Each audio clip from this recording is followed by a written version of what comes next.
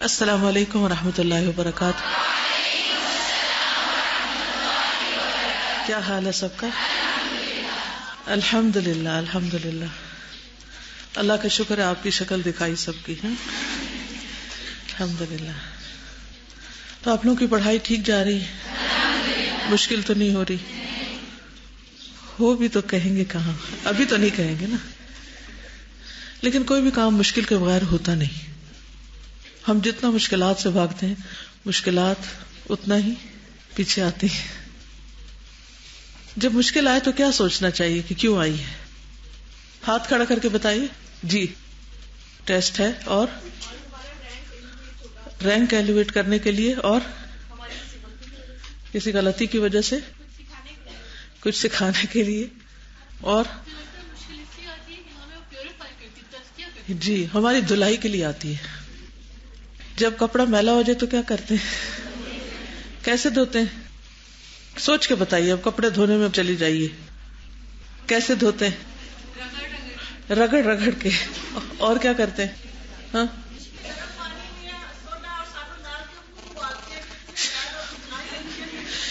کبھی چولہے پہ چڑھا کے اس میں سرف اور سوڈا اور بہت سخت قسم کے ڈٹرجنٹ ڈال کے خوب ابالتے ہیں، کاٹتے ہیں اس کو تاکہ وہ اچھی طرح صاف ہو جائے. اور کیا کرتے ہیں؟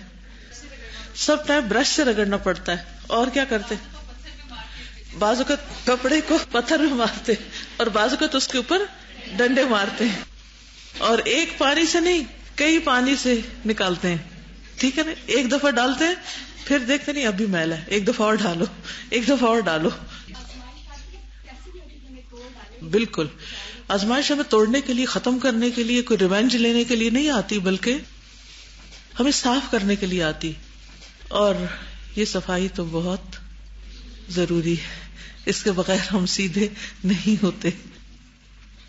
اسی لیے اللہ تعالیٰ فرماتا ہے نا فَعَسَىٰ أَن تَكْرَهُوا شَيْئًا وَيَجْعَلَ اللَّهُ فِيهِ خَيْرًا كَثِيرًا. خیرن کثیرا، وہ خیر کثیر اس کے بغیر ملتی نہیں.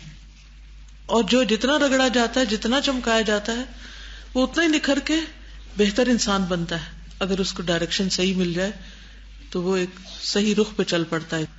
اور پھر اس سے جو خیر پھوٹتی، اس سے جو چمک نکلتی، اس سے پھر دنیا روشن ہوتی.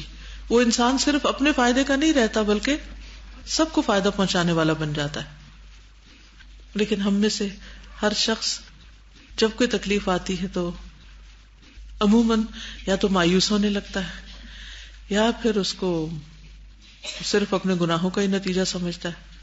حالانکہ اللہ سبحانہ وتعالیٰ جب کسی بندے کو پسند کرتا ہے، حدیث میں آتا ہے جب کسی بندے کو پسند کرتا ہے، جب کسی بندے سے محبت کرتا ہے تو اس کو آزمائش میں ڈال دیتا ہے. ہم اس محبت کو کیوں نہیں محسوس کرتے کہ اللہ نے میرے ساتھ خیر کا ارادہ کر لیا ہے اور اس میں میرے لیے بھلائی ہی بھلائی ہے. میرے نفس کے لیے ناگوار ہوتا ہے، میرا دل نہیں اس کو لینا چاہتا کیونکہ میری خواہشات کچھ اور ہوتی ہیں، میں کچھ اور چاہتا ہوں، میں اس میں اپنے لیے بھلائی چاہتا ہوں. تو جو میں اپنے لیے چاہتا ہوں وہ کم علمی پر مبنی ہوتا ہے، شارٹ سائٹڈنس ہوتی ہے. ہم وہ کچھ نہیں دیکھتے جو اللہ سبحانہ وتعالیٰ ہمارے لیے دیکھتا ہے. اور وہ حدیث بھی آپ کو یاد ہوگی کہ جب کسی بندے کا ایک اعلیٰ مقام اللہ تعالیٰ نے رکھا ہوتا ہے اور وہ اپنے عمل کی وجہ سے وہاں تک نہیں پہنچ سکتا تو اللہ سبحانہ وتعالیٰ اس کو تکلیف میں ڈال دیتے ہیں، مشکل میں ڈال دیتے ہیں. پھر وہ اس پر صبر کرتا ہے اور اس مقام تک پہنچ جاتا ہے. تو مومن کے تو ہر معاملے میں ہی خیر ہے. نعمت پہنچے تو شکر ادا کرتا ہے اور وہ اس کے لیے اچھا ہے، تکلیف پہنچے تو صبر کرتا ہے اور وہ اس کے لیے اچھا ہے. تو آج میں آپ کو ایک حدیث سنانے کے لیے آئی ہوں. راہ چلتے جانا میں نے کہیں اور تھا، لیکن میں نے اسلام آباد کا روٹ لے لیا کہ آپ سب سے ملاقات ہو جائے. تو انشاءاللہ ایک حدیث شیئر کروں گی آپ لوگوں کے ساتھ. نحمده ونصلي على رسوله الكريم اما بعد فاعوذ بالله من الشيطان الرجيم بسم الله الرحمن الرحيم رب اشرح لي صدري ويسر لي امري واحلل عقدة من لساني يفقهوا قولي. عبداللہ بن مسعود سے روایت ہے کہ رسول اللہ صلی اللہ علیہ وسلم نے فرمایا جس نے 4 کام کیے اس کو 4 چیزیں عطا کی جاتی ہیں. جس نے 4 کام کیے اس کو 4 چیزیں عطا کی جاتی ہیں. اور اس کا ذکر کتاب اللہ میں بھی ہے. نمبر 1، جس نے اللہ کو یاد کیا اللہ بھی اسے یاد کرتا ہے. دلیل کیا ہے؟ فاذکرونی اذکرکم، بس تم مجھے یاد کرو میں تمہیں یاد رکھوں گا. نمبر 2، جس نے دعا کی اس کی دعا قبول کی جاتی ہے. دلیل کیا ہے؟ ادعونی استجب لکم، سورۃ المؤمن. تم مجھ سے دعا کرو میں تمہاری دعا قبول کروں گا، میں سنتا ہوں، جواب دوں گا. نمبر 3، شکر کرنے والے پر اللہ تعالیٰ مزید فضل اور انعام کرتا ہے. لئن شکرتم لازیدنکم، سورۃ ابراہیم آیت 7. اور نمبر 4، جو اللہ سے استغفار کرتا ہے اللہ تعالیٰ اس کو بخش دیتا ہے. استغفروا ربکم انہ کان غفارا، اپنے رب سے بخشش مانگو، وہ بہت زیادہ بخشنے والا ہے. تو یہ 4 کام کرنے والوں کو 4 چیزیں مل جاتی ہیں، لیکن ہم ان 4 کاموں میں بہت کوتاہی کرتے ہیں. پہلی چیز ہے ذکر، اللہ کو یاد کرنا. آپ سب کرتے ہیں مختلف طریقوں سے، لیکن بعض اوقات ہم اس کو سیکوینس میں یا ایک پلاننگ کے ساتھ یا ایک پراپر آرگنائزڈ وے میں نہیں کرتے. کبھی کچھ پڑھ لیا کبھی کچھ پڑھ لیا، یہ بھی ٹھیک ہے، جو دل میں آئے پڑھیں، جو دل میں آئے جیسے بھی یاد کریں، لیکن اس کی ایک پلاننگ بھی کریں کہ کیا کیا مجھے کرنا ہے. تو یہاں آج کی اس ملاقات کا مقصد کیا ہے کہ ہم اس کی کچھ پلاننگ کریں. سب سے پہلے تو میں آپ ہی سے پوچھوں گی کہ ذکر کی قسمیں کتنی ہیں، کیسے کیسے یاد کیا جا سکتا ہے. نمبر 1، دل میں، دل ہی دل میں، یعنی دل اللہ تعالی کی طرف لگا رہے، دھیان ادھر رہے. جیسے آپ کوئی بھی کام کر رہے ہوتے ہیں، مثلا کھانا پکا رہے ہوتے ہیں، صفائی کر رہے ہوتے ہیں، واک کر رہے ہوتے ہیں، کچھ بھی کر رہے ہوتے ہیں، تو کیا آپ کا دھیان کہیں لگا ہوتا ہے؟ کہاں لگا ہوتا ہے؟ کسی نہ کسی چیز میں. اور سب سے زیادہ جو چیز ہمیں بودر کر رہی ہوتی ہے ہمارا اس طرف دھیان لگا ہوا ہوتا ہے نا. کبھی کوئی پریشانی ہوتی ہے، کبھی کوئی کسی کی بات ہمیں ہرٹ کی ہوئی ہوتی، کبھی کوئی مشکل ہوتی، کبھی کہیں نہ کہیں دھیان لگا رہتا ہے. تو یہ دھیان اللہ کی طرف لگا لیں، ٹھیک ہے؟ تو اللہ سبحانہ و تعالیٰ بھی آپ کی طرف متوجہ ہو جائیں گے. آپ توجہ کریں وہ بھی توجہ کریں گے، اور اگر آپ منہ موڑ لیں گے تو وہ بھی، ان کو تو ضرورت نہیں ہے آپ کی. تو دل ہی دل میں اللہ کو یاد کرنا، دھیان لگے رہنا، نماز میں بھی اور نماز کے باہر. لیکن ہمارا حال کیا ہے، ہمارے ذکر کا حال کیا ہے کہ نماز میں بھی دھیان نماز کے باہر ہوتا ہے، کہیں اور ہوتا ہے. تو پھر ہم اپنے آپ کو کیسے ذاکرین میں شامل کر سکتے ہیں؟ تو سب سے پہلی چیز یہ کہ دھیان وہاں لگ جائے. اس بارے میں کچھ کہنا چاہیں گے؟ دھیان کیسے لگ سکتا ہے؟ کسی بھی چیز کی طرف دھیان کیسے لگتا ہے؟ اب اس کو عام مثالوں سے سمجھیے. جب اس کی پرائرٹی دوسری چیزوں پر زیادہ ہو جاتی ہے، اور ہاں کانشیس ایفرٹ کے ساتھ، اور ہاں مسلسل سوچتے ہیں. کیوں سوچتے ہیں؟ یہ کیسے ہوتا ہے کہ ہم کسی چیز کے بارے میں مسلسل سوچنے لگتے ہیں؟ یہ ہوتا کیسے؟ جی، جس چیز کے ساتھ فائدہ اور نقصان ایسوسیٹ کر لیتے ہیں اس چیز کی طرف ہمارا دھیان زیادہ لگ جاتا ہے. اور یس، جی ہاں، یعنی تعلق جب ہوتا ہے نا ہمارا کسی کے ساتھ تو دھیان ہوتا ہے. جس کے ساتھ آپ کا تعلق ہی نہیں تو آپ کا دھیان بھی ادھر نہیں لگے گا. کوئی آپ کو بتاتا بھی رہے تو آپ ہوں کر دیں گے، دھیان نہیں لگے گا. یس، جن چیزوں کو ہم امپورٹنس دیتے ہیں زندگی میں ان کی طرف دھیان لگتا ہے ہمارا. They are very important to us. پھر ہماری پرائرٹی پہ ہوتی ہیں وہ چیزیں، تو ادھر ہمارا دھیان لگا رہتا ہے.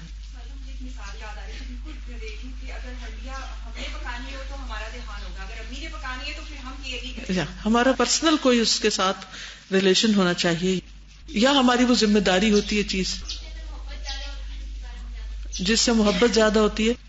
کسی کو کہنے کی نہیں ضرورت پڑتی، ادھر دھیان خود ہی لگ جاتا ہے.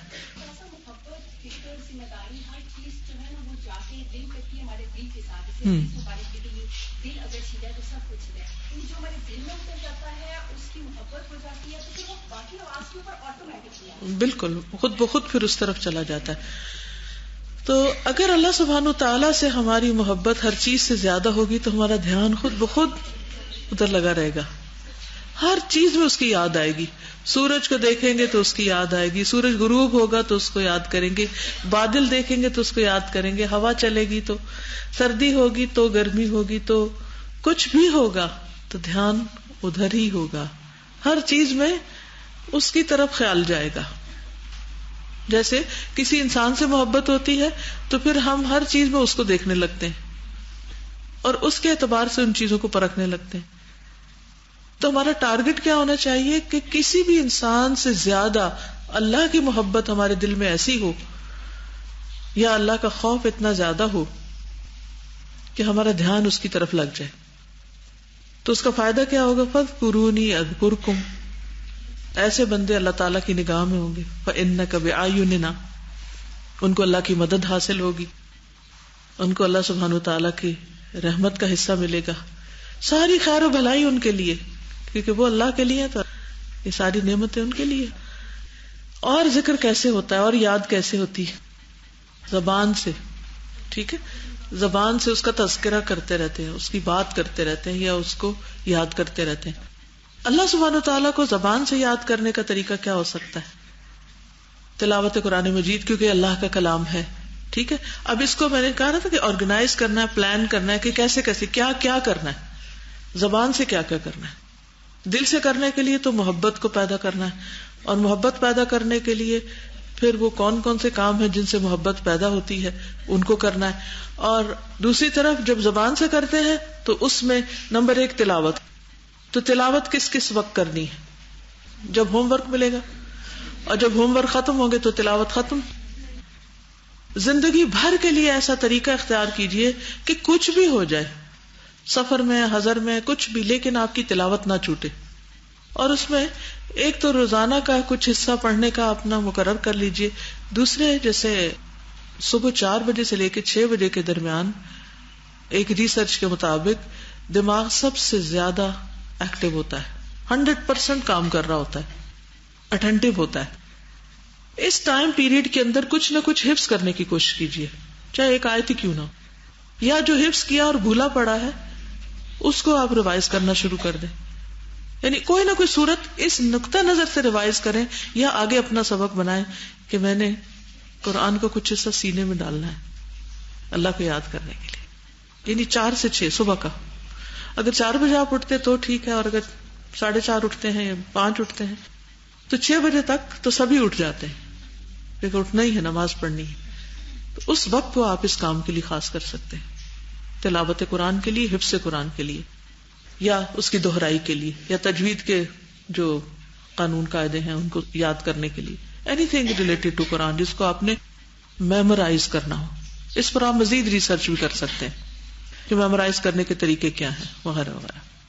پھر اسی طرح باقی قرآن مجید آپ سب تو ماشاءاللہ پڑھنے والے ہیں, ترجمہ یاد کرتے ہیں, اور بہت سی چیزیں آپ کر رہے ہیں. ٹھیک ہے, وہ چل رہا ہے. قرآن مجید کے علاوہ ذکر کی قسمیں, تسبیحات. تسبیحات کے لیے وہ ذکر الہی کا کارڈ ایک بنا ہوا ہے, اس کو لے کے رکھ لیجئے. جتنے اذکار ہیں اس میں ان کے بھی وقت مقرر کر لیجئے, کہ جیسے تسبیح صبح کرنی سبحان اللہ و بحمدہ سبحان اللہ العظیم, کیونکہ 100 دفعہ صبح پڑھنے اور شام پڑھنے سے کیا فائدہ ہوتا ہے؟ گناہ معاف ہوتے ہیں, چاہے سمندر کے جھاگ کے برابر ہو. اسی طرح اور بھی بہت سے فائدے ہیں اس کے. اسی طرح لا الہ الا اللہ وحدہ لا شریک لہ لہ الملک و لہ الحمد وہو علی کل شیء قدیر. اس تسبیح کو پڑھنے سے کیا ہوتا ہے؟ شیطان قریب نہیں آتا, شیطان سے آپ حفاظت میں رہتے ہیں. اسی طرح اور بھی ان کے بہت سارے فائدے. زندگی بہت آسان ہو جاتی ہے, بڑے سے بڑے ٹیسٹ اور بڑی بڑی مشکلات جو ہیں وہ ذکر کی برکت سے ہلکی ہو جاتی. تو جتنے بھی ذکر کے طریقے ہیں, ایک تو نماز ہے, تلاوت قرآن مجید کے بعد نماز. نمازوں کے اوقات مقرر ہیں, ان اوقات کی پابندی کرے, کیونکہ اللہ تعالیٰ خود فرماتے ہیں اقم الصلاۃ لذکری. نماز کے علاوہ جیسے دیگر اذکار ہیں, تسبیحات وغیرہ ہیں, تو how will you make sure you have done. ایک ہوتا ہے رینڈم, کچھ بھی چلتے پھرتے سبحان اللہ الحمدللہ اللہ اکبر لا الہ الا اللہ درود شریف کچھ پڑھتے رہتے ہیں. لیکن اس میں کیا ہوتا ہے, کبھی ہم ایک چیز بہت پڑھ جاتے ہیں, کبھی دوسری پڑھ جاتے ہیں, تو ان کو بھی کسی نہ کسی جگہ باندھ لیجئے. آپ دیکھیے کہ کون سے آپ کام، مثلا آپ ٹریولنگ کے دوران کیا کر سکتے ہیں، آپ کوکنگ کے دوران کیا کر سکتے ہیں، آپ کس وقت میں کیا کر سکتے ہیں. ٹھیک، تو یہ زبان سے ذکر ہو گیا. اور اس میں بھی دھیان لگا رہے، دھیان نہیں ہٹنے دینا، دھیان اللہ تعالیٰ کی طرف لگا رہے. کوئی کچھ کرتے رہے جو مرضی.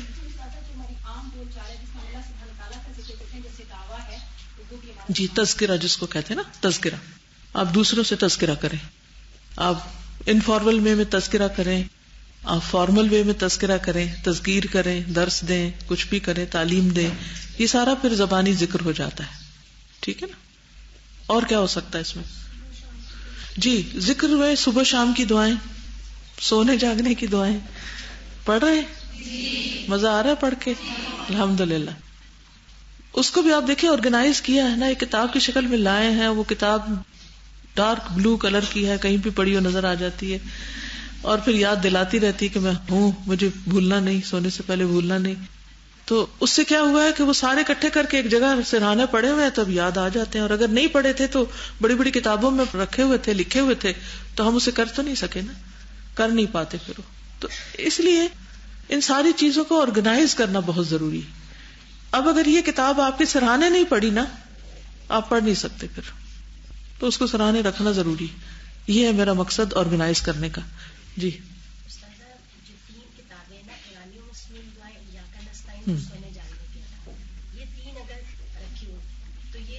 زیادہ رہا ہے، بالکل ہر چیز ان میں آ جاتی ہے. یعنی پرانی اور مسنون دعائیں ہیں، وہ اگر آپ جہاں تہجد پڑھتے ہیں یا نماز پڑھتے ہیں، جیسے نماز پڑھنے کی اگر آپ نے گھر میں کوئی جگہ مقرر کی ہوئی ہے تو بیسٹ یہ ہے کہ آپ اس کے ساتھ ہی، جیسے اگر کسی بک ریک کے ساتھ یا ڈائننگ ٹیبل کے ساتھ یا اسٹڈی ٹیبل کے ساتھ یا بیڈ کے ساتھ، یا کہاں بھی آپ نے نماز کی اپنی جگہ بنائی ہوئی ہے، تو اس کے ساتھ ہی وہ رکھ لیجئے کتاب، وہیں رکھی ہوئی، وہاں سے ہلے نہ، تاکہ آپ جب نماز پڑھیں گے اس کے بعد وہ آپ کو یاد دلائے گی اورنج کتاب کے مجھے پڑھنا ہے. تو وہ پھر آپ کھول لیں، اس میں نشانی رکھی ہوئی، نشانی کے بغیر بھی نہیں، ایک چھوٹا سا ٹکڑا کاغذ کا ڈال کے نشانی ڈال دیں. اب وہ ہر روز اگر 2 صفحے بھی پڑھتے جائیں، 4 بھی پڑھتے جائیں، جتنی آپ کی توفیق ہو، تو ایک دن میں ختم کر لیں، 2 میں کر لیں، ہفتے میں کر لیں، لیکن وہ ساری دعائیں کور ہو جائیں گی. پھر اسی طرح صبح شام کی دعائیں ہیں. جی آپ کچھ کہہ رہے ہیں؟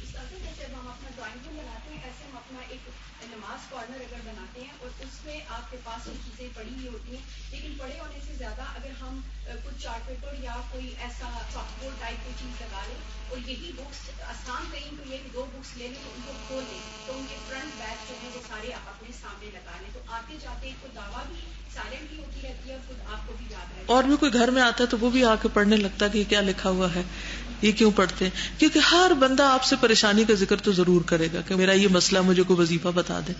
تو جو مسنون چیزیں ہیں اس سے بہتر کیا ذکر ہو سکتا ہے.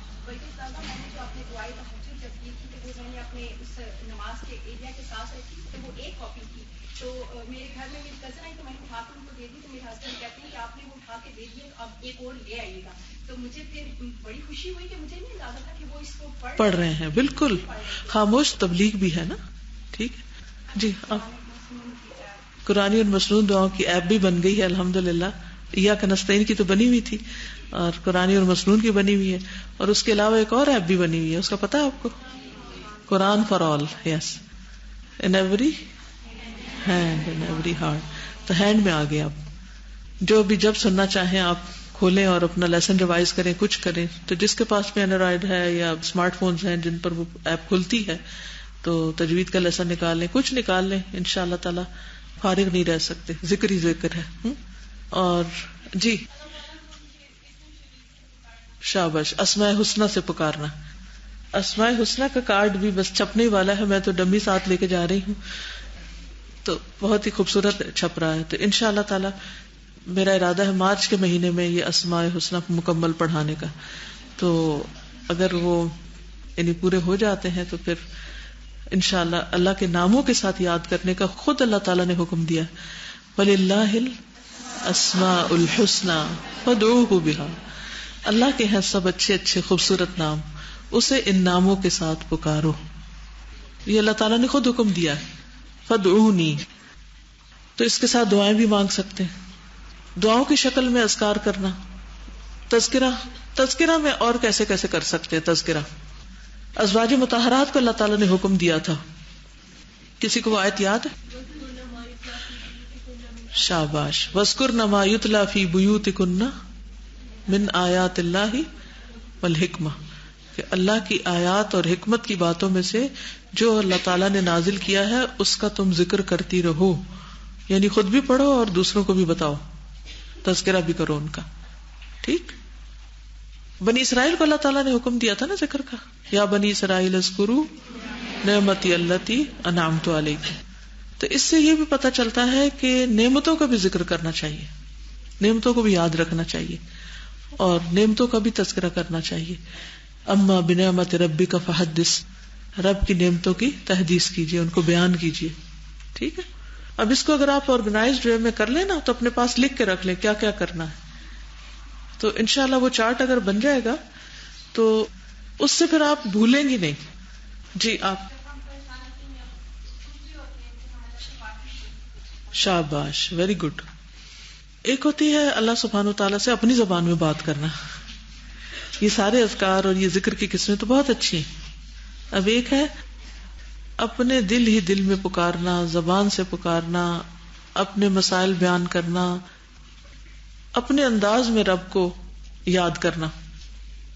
جو بیسٹ سے بیسٹ، اچھے سے اچھا طریقہ آپ سوچ سکتے ہیں اپنے رب سے کمیونیکیٹ کرنے کا. پیغمبروں کی جو دعائیں ہیں ان میں اگر آپ غور و فکر کریں تو آپ کو یہی انداز نظر آئے گا. یونس علیہ السلام پہ جب مشکل آئی تو انہوں نے کیا کیا؟ لا الہ الا انت سبحانک انی کنت من الظالمین. ہمیں مشکل آئے تو کیا کرنے چاہیے؟ اللہ اللہ ربی لا اشرک بہ شیئا. جب کوئی مشکل پڑتی ہے ہمیں سب سے پہلے کون یاد آتا ہے؟ سچ بولیے. کسی کو امی یاد آتی، کسی کو ابا یاد آتے، کسی کو کوئی یاد آتا ہے. تو جب تک اللہ سبحانہ و تعالیٰ سب سے پہلے یاد نہ آئے تو ابھی تک پھر ہم پیچھے ہیں، ایمان ناقص ہے. صبر پہلی چوٹ اور پہلے صدمے پہ ہوتا ہے نا. جب ہمارا دل گھبراتا ہے، ہمیں مشکل پڑتی ہے تو ہم کہتے ہیں کس سے بات کروں، کس کو دکھ سناؤں، کس کو فون کروں، کس کے سامنے اپنے فرسٹریشن کا اظہار کروں. اور جہاں ہمیں کوئی ذرا سا بھی ہمدرد مل جائے تو ہم اس کو قصہ سنانے لگ جاتے ہیں، راہ چلتے قصہ سنانے لگ جاتے ہیں. اکثر لوگوں کا یہ مسئلہ ہوتا ہے کہ میری ایک پریشانی ہے، مجھے اس کا ذکر کرنا ہے آپ سے. ہم کیوں سمجھتے ہیں کہ انسانوں کے پاس کوئی جادو کی چھڑی ہے کہ وہ ہمارا مسئلہ سنتے ہی حل کر دیں گے. ٹھیک ہے، کسی سے ایڈوائس لینا وہ بھی ایک کام ہے، لیکن کیا آپ نے واقعی اس معاملے میں بھی اللہ سبحانہ تعالیٰ سے کوئی رہنمائی لی؟ اللہ کو کتنا پکارا ہے. جب ہم اللہ سبحانہ تعالیٰ کو پکار لیتے ہیں نا، یاد کر لیتے ہیں، خوب خوب رو کے دعائیں التجائیں کرتے ہیں تو اللہ تعالیٰ ہمارے دل میں حل بھی ڈال دیتا ہے. پھر جا کر اگر کسی ایک بندے سے ہم بات کرتے ہیں تو اللہ تعالیٰ اس کے منہ سے کوئی ہماری رہنمائی کی بات کروا دیتا ہے. لیکن جب ہم اللہ کو بھول کر بندوں کو دکھ سناتے رہتے ہیں تو کبھی مسائل حل نہیں ہوتے. پھر ہم ایک وتیرہ بنا لیتے ہیں، اس کو مسئلہ سنایا، اس سے مایوس ہوئے تو اس کو سنایا، اس کو سنایا، اس کو سنایا، سارا وقت صرف کہانیاں کرتے رہتے ہیں. اور ان سے بھی ہم حل کوئی نہیں چاہ رہے ہوتے کہ وہ ہمیں کوئی سولوشن بتائیں، ان کو بھی صرف سنانا چاہتے ہیں. کتنی سنائیں گے اور کتنی دفعہ سنائیں گے؟ اور آج تک سنا سنا کے انہوں نے دیا کیا؟ لوگوں نے ہماری کیا مدد کی؟ ٹھیک ہے، تو کیا کرنا ہے؟ فَاذْكُرُونِي أَذْكُرْكُمْ فَاذْكُرُونِي أَذْكُرْكُمْ أَذْكُرْكُمْ. یہ کون وعدہ کر رہا ہے؟ اللہ تعالیٰ. اللہ سبحانہ تعالیٰ سے بڑھ کر اپنے وعدوں میں کون سچا ہے؟ کوئی بھی نہیں. ہماری کتنی خواہش ہوتی ہے کہ لوگ ہمیں یاد رکھیں، اور ہمیں کتنی خوشی ہوتی ہے جب ہمیں کوئی یاد رکھتا ہے. ہمیں کیوں نہیں خوشی ہوتی جب ہم ذکر کرتے ہیں اور ہم سوچتے ہیں کہ اللہ تعالیٰ مجھے یاد کر رہا ہے. اور یہ بھی وعدہ ہے اس کا، تم اکیلے یاد کرو گے تو اکیلا کرو، جیسے چاہتے ہو، تمہاری چوائس ہے. سب کے بیچ میں یاد کرو گے تو میں اس سے بہتر مجلس میں تمہارا ذکر کروں گا.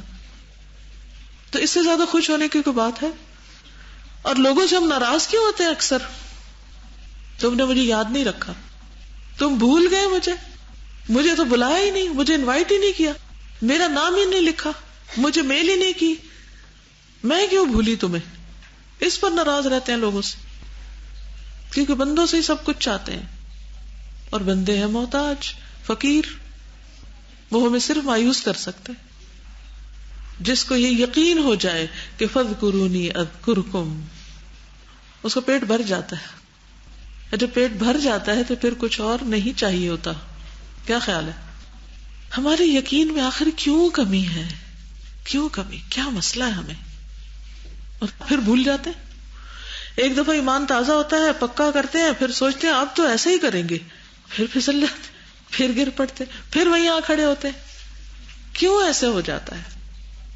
اکیلے میں پکار کے کہا کرے جب کوئی تکلیف ہو، اللہ تو ہے نا، تو سن رہا ہے نا، سن رہا ہے نا، تو سن رہا ہے، میرا یقین ہے تو سن رہا ہے، کیونکہ تو سنتا ہے، تو دیکھ رہا ہے، اور تو قدرت بھی رکھتا ہے، سب کچھ تیرے اختیار میں، تو ساری طاقت والا ہے. لم اکن بدعائک رب شقیہ، سب کچھ ہو سکتا ہے، تیرے لیے کچھ مشکل نہیں. لوگوں کے لیے ضرور مشکل ہے، تیرے لیے نہیں مشکل. پھر آپ دیکھیے کیسے حالات سنورتے ہیں، کیسی چیزیں آسان ہوتی ہیں.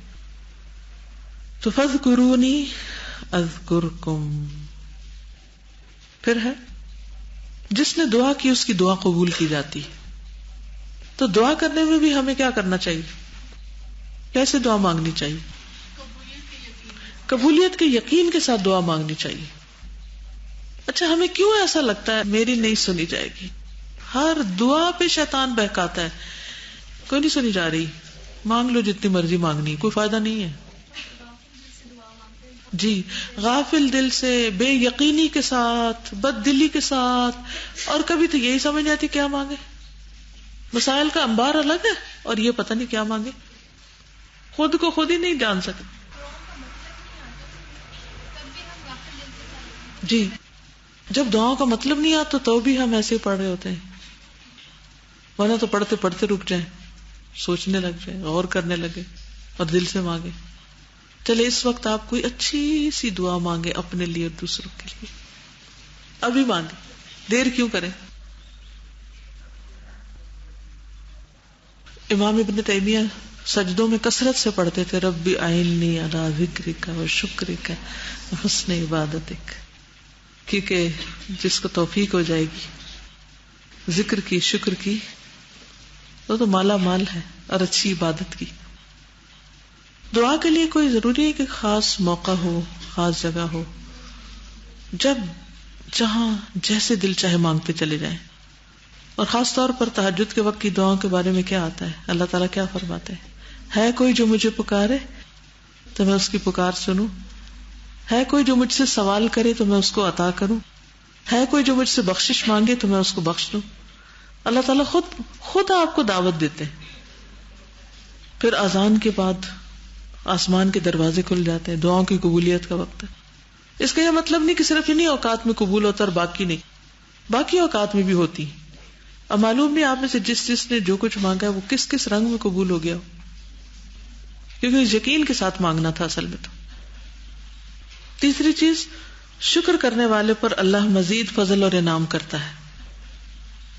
کس چیز کا شکر ادا کرے؟ اللہ کی نعمتیں تو بے شمار ہیں. وما بکم من نعمت فمن اللہ، جو نعمت ہے اللہ کی طرف سے، سب نعمتوں کا، لیکن کوئی ایک خاص نعمت اس وقت یاد کرے اور اس پر شکر کرے. ایمان کی نعمت، اور قرآن کی نعمت، اور صحت اور عافیت. وَإِن تَعُدُّوا نِعْمَتَ اللَّهِ لَا تُحْصُوهَا. لیکن ہم بھی سوچ کے بول رہے ہیں اچھا کوئی ہے نعمت ہمارے پاس، ذرا اس کا ہم ذکر تو کریں. کچھ لوگ ہیں تو ہاتھ بھی نہیں کھڑا کرنے کی زحمت کی، لگتا ہے ان کے پاس کوئی نعمت ہی نہیں ہے. حقیقت یہ ہے کہ ہم نعمتوں کے اظہار میں، اقرار میں بھی کنجوس ہیں. پریکٹس نہیں ہے. ہم لوگوں سے جو باتیں کرتے ہیں اس میں کبھی ہم نعمتوں کا اقرار نہیں کرتے. مجھے تو جو نعمت لگ گئی کہ یہ حدیث کتنی بڑی نعمت ہے نا جو ہم تک پہنچی ہے. الحمدللہ یہ ریمائنڈر ہے، تو اس میں سے کوئی بات نہیں ہوگی، لیکن ہمارے عمل میں نہیں آ رہی نا ضرورت اس چیز کی. حدیث کے فون میں سنتے ہیں، اس کا ایک افیکٹ ہی اور. بالکل یہ جو اللہ نے ہمیں پیسہ بھی دیا ہوا ہے یہ بھی بہت بڑی نعمت ہے. بالکل اس کے بغیر الحمدللہ. بالکل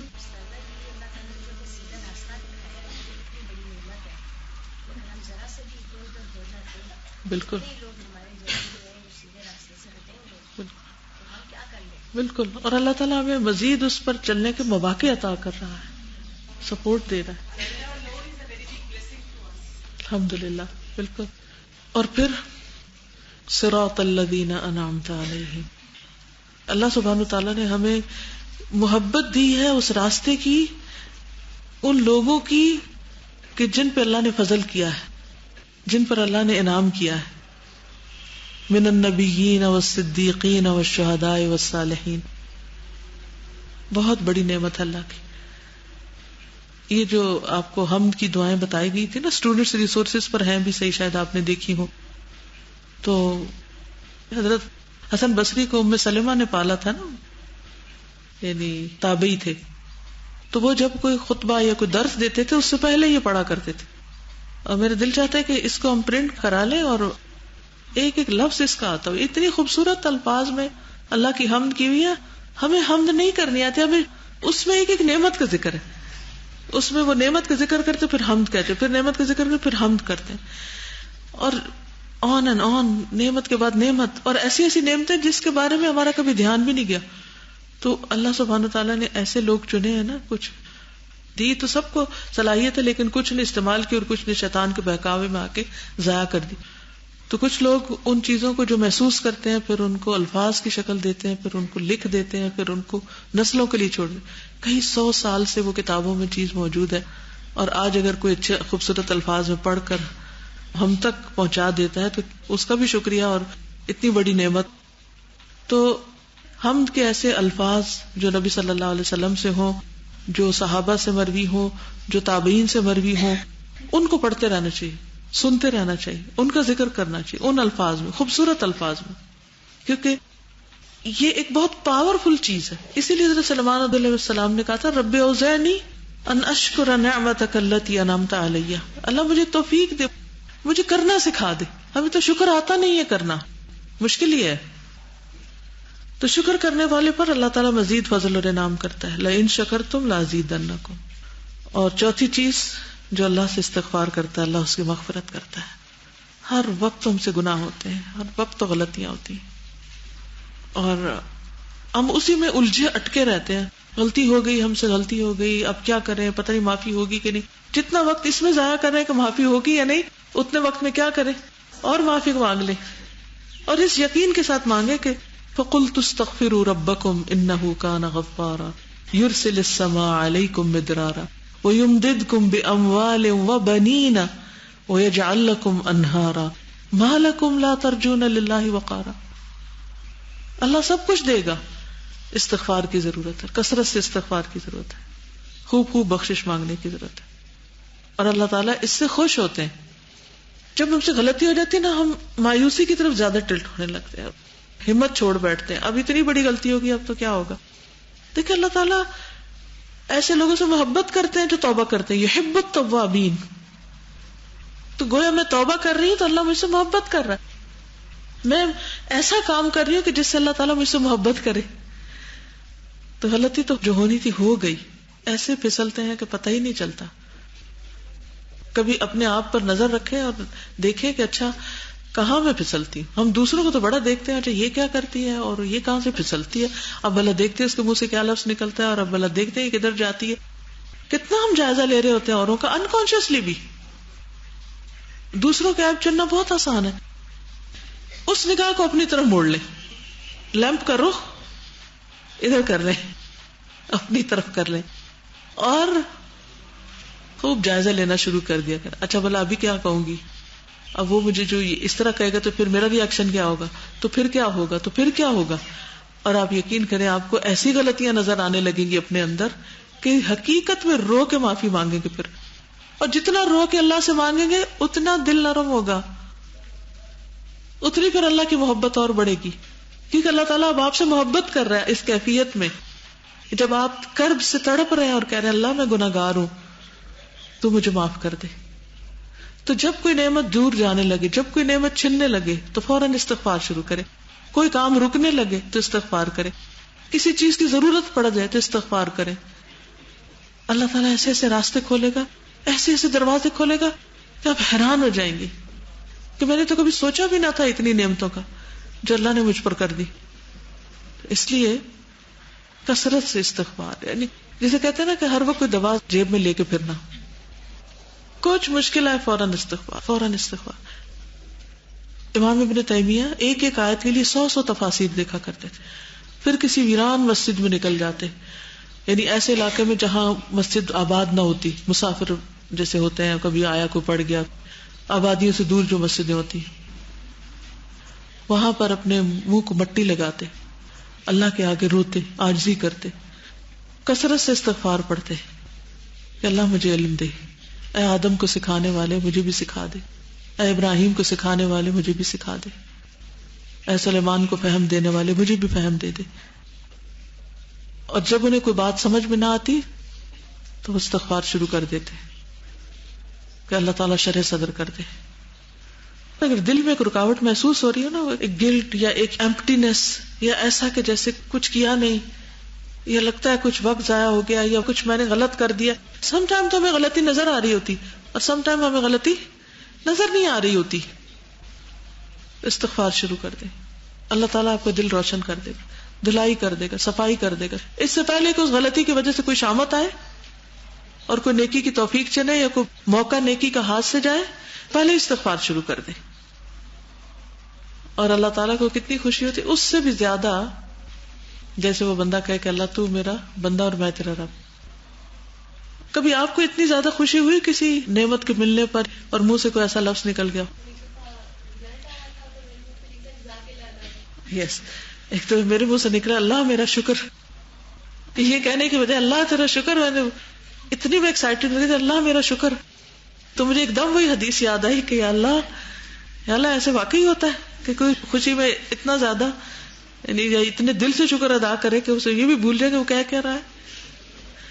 تو ایسا ہو جاتا ہے اگر ہم واقعی حقیقت میں شکر ادا کرنا چاہتے ہیں یا حقیقت میں توبہ کرنا چاہتے ہیں. اللہ تعالیٰ معاف کرنے والا ہے. چلیے وقت ختم ہو گیا. ابھی لاہور کا کورس کروا کر آئی ہوں. لاہور میں الحمدللہ الہدا کو ایک بلڈنگ ملی. پچھلے سال میں نے اس کو وزٹ کیا تھا اور اس سال تو وہ ایک چھوٹا سا آپ کو کلپ دکھاؤں گی کہ کس طرح ہر کام کو ایک وقت لگتا ہے. اور جیسے آپ لوگوں نے ابھی ایڈمیشن لیا ہے تو ابھی آپ ایک را فارم میں ہیں، پھر آپ اس کے بعد محنت کرتے رہیں گے، پھر آپ چمک جائیں گے، پھر اور محنت کریں گے تو اور اچھے ہو جائیں گے. ٹھیک ہے، ایسے جسٹ سم گلمپسز ہیں. یہاں پر ابھی میں عقیدہ کا کورس کروا کر آئی ہوں. اس وقت کی بلڈنگ بن چکی ہے الحمدللہ. یہ ہم 2013 میں گئے تھے، یہ اسی قسم کا موسم، تو پیچھے ساری دھند نظر آ رہی. یہ جب پہنچے اس وقت نیکسٹ ابھی آپ دیکھیے کہ اس بلڈنگ میں داخل ہو رہے ہیں اس شکل میں. یہ پچھلے سال کی بات ہے اور یہ اس سال کی. نیکسٹ صرف ایک سال بعد یہ اندر آ چکے ہیں بلڈنگ کے اندر. بالکل وہی پیسے جائیے. نیکسٹ سیڑھیوں پہ چڑھ رہے ہیں، وہی سیڑھیاں اندر آ چکے ہیں گھر کے پیسیج پہ. واپس پلٹ رہے ہیں. یہ ہال بن رہا ہے اور یہ بن چکا ہے. یہ بن رہا ہے، سوچ رہے ہیں کہاں پر ٹیبل ہو، کہاں کیا ہو، اور یہ ٹیبل لگ چکا ہے. نیکسٹ مشورے ہو رہے ہیں مختلف چیزوں کے. نیکسٹ یہ تھوڑی سی بلڈنگ کی جھلکیاں ہیں. یہ انٹرنس ہے. پتہ چل رہا ہے اسلام آباد کا بورڈ ہے، ایک لاہور کا ہے. لیکچر ہال کے اندر جانے کے دروازے. نیکسٹ اپوزٹ سائڈ ہے سٹنگ اور ڈائننگ ایریا، پریئر ایریا. یہ لائبریری ابھی بن رہی ہے، کچھ چیزیں رکھی ہوئی ہیں. نیکسٹ ہر چیز ایک را فارم میں. پھر ایک سال بعد اس کو دیکھیں گے تو کچھ اور نظر آئے گا. یہ بیسمنٹ ایریا ہے جس میں اسٹوڈینٹس کا ہاسٹل ہوگا. نیکسٹ کافی روشن ہے. یہ بھی بیسمنٹ کا ہال ہے، دونوں طرف سے روشنی آتی ہے. نیکسٹ یہ بیڈ رومز ہیں، میٹرس وغیرہ ہے. نماز کا ایریا، سرونگ ایریا چھت پہ ہے. یہ اوپر ابھی بنے گا، تھوڑا رہتا ہے ابھی کام. وضو کا ایریا، واش رومز کی سائڈ ہے. یہ اوپر چھت سے نظر آتا ہے باہر، روف ٹاپ. نیکسٹ سولر انرجی وہاں پر ارینجمنٹ ہے. یہ سولر انرجی کے پینلز لگے ہوئے.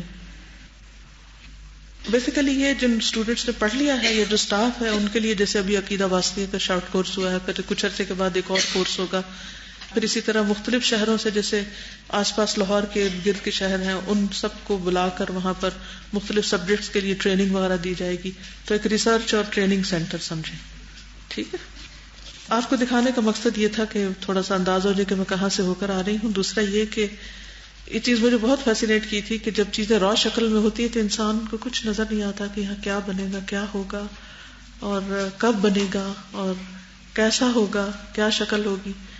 جس طرح آپ لوگ ابھی پڑھ رہے ہیں تو پھر آپ کو یہ فکر ہے کہ پتہ نہیں کیا ہوگا. یہ توہمات سب کے اندر ہوتے ہیں, لیکن جب بن جاتا ہے تو پھر انسان کہتا ہے کہ ہاں. اور اسی طرح مجھے یہ بھی خیال آ رہا تھا کہ ایک یہ دنیا کے گھر ہیں جس میں ہم رہیں, اور ایک جنت. جنت تو ہم نے دیکھی نہیں, تو ہمیں اس گھر کے لیے نہیں, اس گھر کے لیے کوشش کرنی ہے جو ہمیشہ کے لیے. چلیے اجازت. سبحانک اللہم و بحمدک اشہد ان لا الہ الا انت استغفرک و اتوب الیک. السلام علیکم و رحمۃ اللہ وبرکاتہ.